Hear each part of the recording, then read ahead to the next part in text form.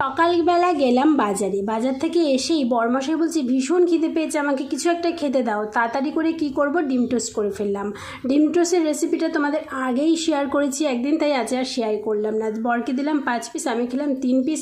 তারপরে বরমশাই রেডি হয়ে বেরিয়ে বললো মানিব্যাগ নিতে ভুলে গেছে, মানিব্যাগ দিলাম। অফিস চলে যাওয়ার পরে রান্নাবান্না সেরে জামা কাপড় ভেজানো ছিল সেগুলো নিয়েই বাথরুমে ঢুকে একেবারে স্নান করে কেচে কুচে চলে এলাম ছাদে। তারপরে সেটা মেলে চলে এলাম খেতে।